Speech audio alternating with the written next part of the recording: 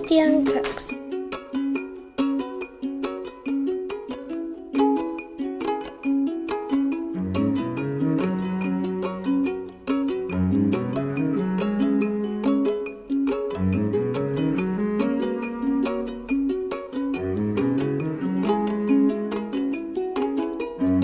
We get together once a week and cook together. Chef Vivian, Chef Debbie, and other helpers from LUSH Valley show us how to make meals to take home to our families. We've learned about lots of yummy dishes like fried rice, calzones, hamburgers, tacos, and spaghetti and meatballs.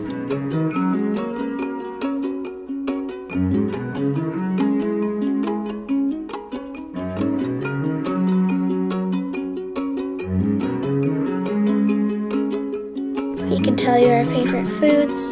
Tacos, tacos, tacos, tacos. Tacos! Tacos! And mac and cheese. Tacos.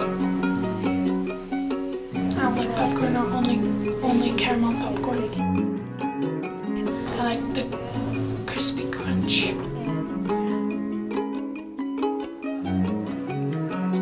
Cupcakes. Probably salad.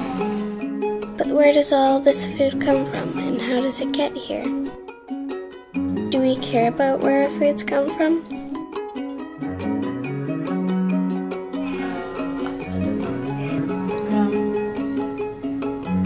I'm not sure.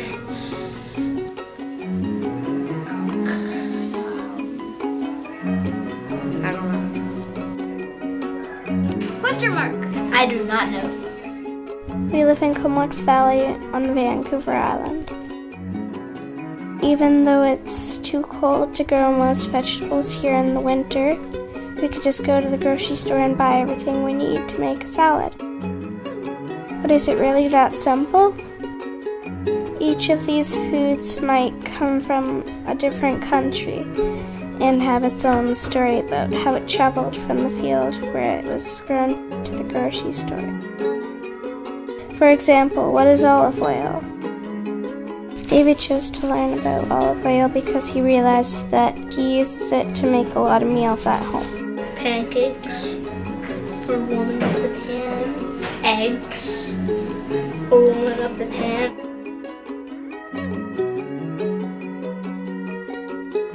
Olives. Oh, I hate olives. Get that away from me.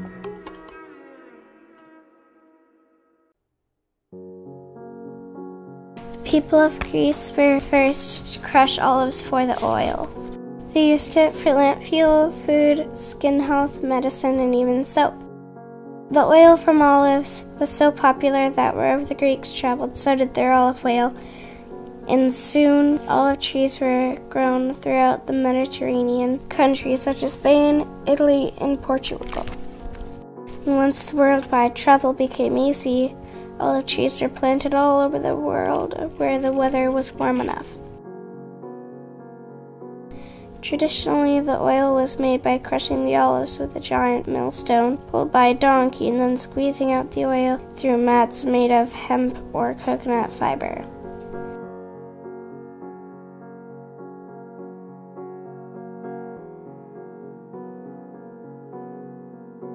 People in the Mediterranean countries have used a lot of olive oil for thousands of years. Now that the health benefits of olive oil are spreading all over the world, there's much more demand for it than ever before, causing olive growers in the Mediterranean countries to modernize their orchards. This new way of growing olives has many problems, though. These high-density olive groves require a lot of chemical fertilizers and pesticides to protect the young trees. And these agrochemicals run into rivers, polluting the water. They also cause soil erosion, leading to more and more of the land becoming desert and the birds and other wildlife lose their habitat. And the agrochemicals travel through the oil into our bodies too. Olives aren't the only food facing these problems. Mega farming is affecting a lot of the food we buy in our store. Valerie from World Community came to speak with us about fair trade. So they grow bananas. You're absolutely right. They grow bananas, they grow coffee, and they grow lots of cool stuff that we can't grow here. The people that grow the coffee and the bananas in Nicaragua, they don't get very much money. The farmers don't get very much money for the food they grow. World Community is a local organization that raises awareness about the consequences of human action on a global level. Bulk barn. The bulk barn, okay. And you sell bananas, and you sell that banana for 60 cents, okay? So do you think that if I come and buy your banana, do you think that if I give you 60 cents, you get to keep all of the 60 cents? Guess how much do you think that banana grower gets? How many cents do you think he gets for that banana? 30 cents. 30, well that's better. Okay, so you get 30, you still have to give some to the shipper guy, and to the guy who owns the farm, and to the guy who... 10 cents. Okay, well guess what? 20 I'm going to tell you. cents. He gets 2 cents for every banana. Okay? Yeah, 2 cents about. Yeah. So what about if you charge like 65 cents a banana now? You up your price a bit, are you? What do you think? So you don't lose money. 65 cents. Okay. I'll come and buy your... 5 cents extra. Okay.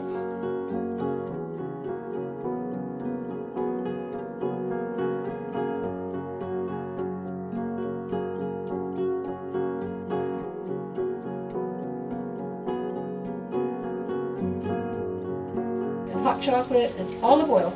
That's important. And tea, coffee, That's and the exact spices. olive oil I had. Could fair trade help olive oil growers? There are 2 fair trade companies that sell olive oil in Canada. They work with farmers in Palestine who grow olives on small farms, hand harvesting the traditional way.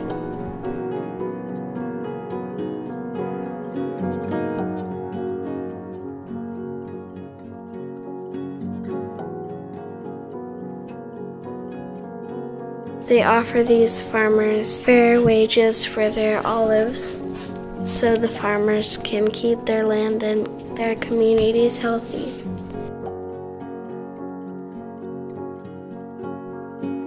The modern process for making olive oil is called the decanter method. What this means is that after the olives are crushed, the paste is put through a machine that spins so fast that the oil and water separate from the paste. This method gets more oil out of the olives.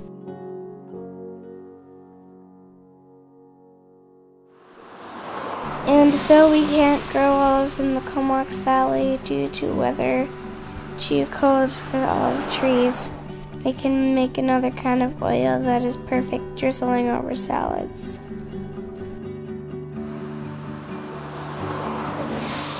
So what else can we grow in the Comox Valley?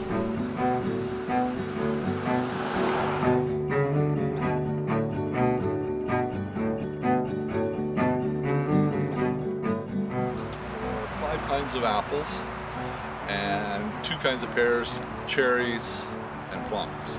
We got 3 kinds of hazelnuts. That's over there. When we got to the greenhouse, it was really warm in there because it was really cold outside, and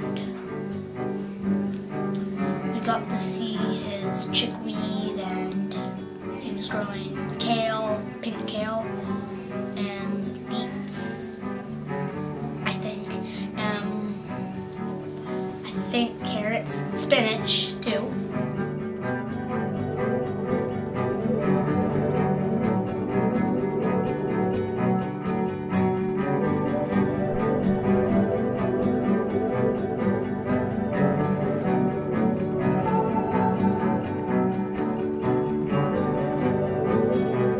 Coming through the poly is 2 layers thick, and there's an airspace in between, so it insulates it, and then the sun passing through the poly makes it this warm.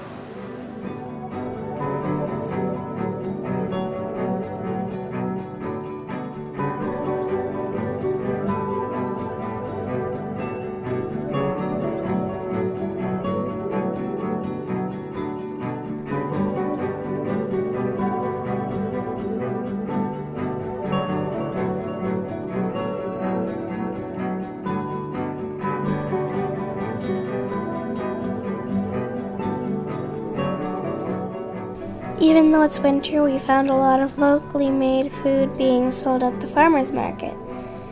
And we were able to ask the farmers questions about the food face to face.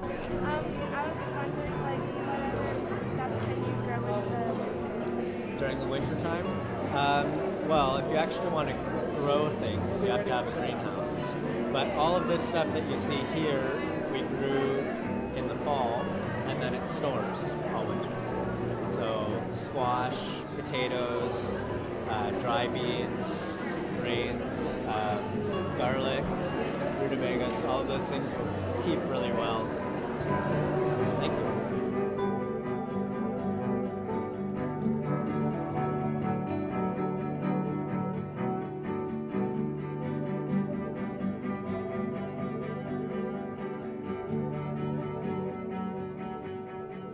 We have natural pastures, which makes cheese in the valley.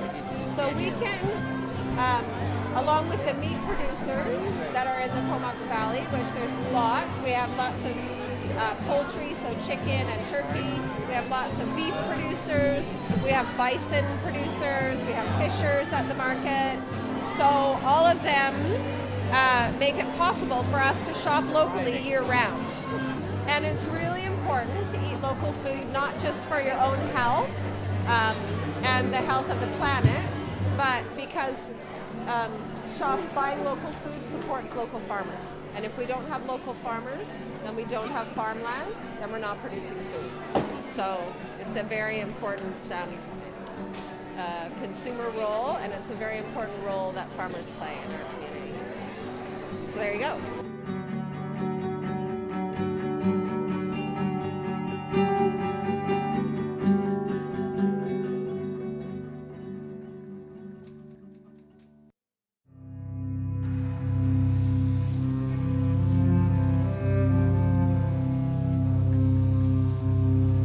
What did we learn?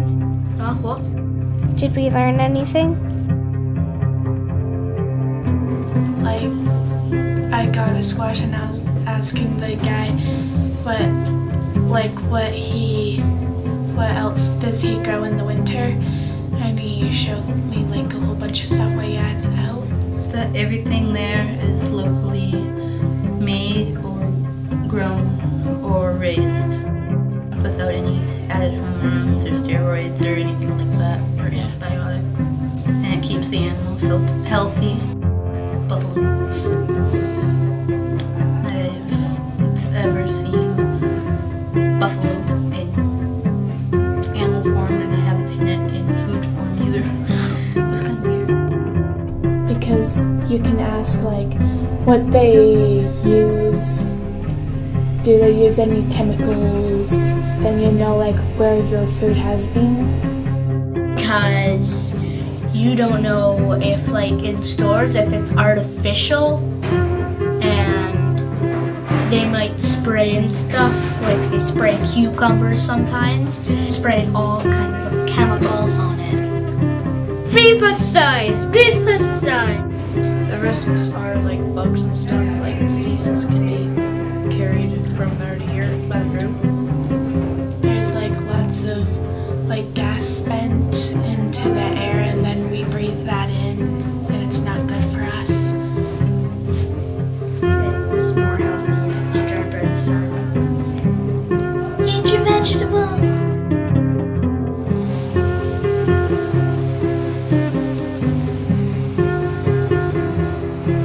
We learned about the story of olive oil. What about the story of peppers? How is celery grown? What country grows almost the whole world's supply of walnuts? How are raisins made? Can we buy apples that are grown in Canada? Answering these questions not only taught us about the foods we eat, but it also opened our eyes to the world outside the Comox Valley. These foods are a connection between us and those who grow them. With a bit of interest, we can all learn about the stories of our food and the stories of other cultures.